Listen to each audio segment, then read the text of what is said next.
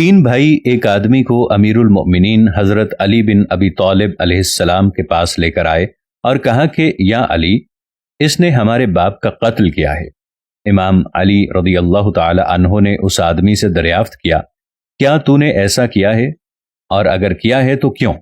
وہ آدمی عرض کرنے لگا، حضور میں ایک چرواہا ہوں، بھیڑ بکری اور اونٹ چراتا ہوں۔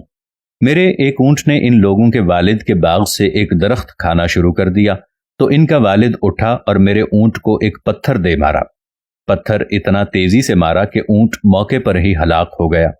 جب میں نے یہ حالت دیکھی تو مجھے بھی بہت غصہ آیا، جس کے سبب میں نے وہی پتھر اس آدمی کے سر پر دے مارا۔ بدقسمتی سے وہ آدمی بھی موقع پر ہی مر گیا۔ امام علی رضی اللہ تعالی عنہ فرمانے لگے، تو اس صورت میں مجھے تجھ پر حد جاری کرنا ہوگی۔ وہ آدمی کہنے لگا، مولا مجھے 3 دن کی مہلت دے دیں، میرا باپ مر چکا ہے اور وراثت میں میرے اور میرے چھوٹے بھائی کے لیے خزانہ چھوڑ گیا ہے۔ اگر میں مار دیا جاتا ہوں تو وہ خزانہ بھی تباہ ہو جائے گا اور میرا بھائی بھی۔ امیر المؤمنین فرمانے لگے کہ تیری ضمانت کون دے گا؟ اس آدمی نے لوگوں پر نظر دوڑائی تو اس کی نظر ابو ذر غفاری رضی اللہ تعالی عنہ پر پڑی۔ کہنے لگا، یہ آدمی میرا ضامن بنے گا۔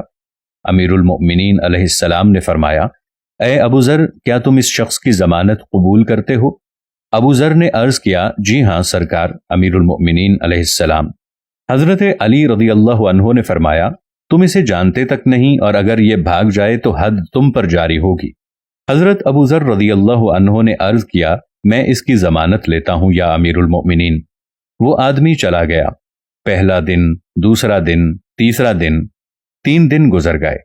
سب لوگوں کو ابو ذر غفاری رضی اللہ عنہ کی فکر ہونے لگی کہ کہیں ان پر حد جاری نہ کر دی جائے۔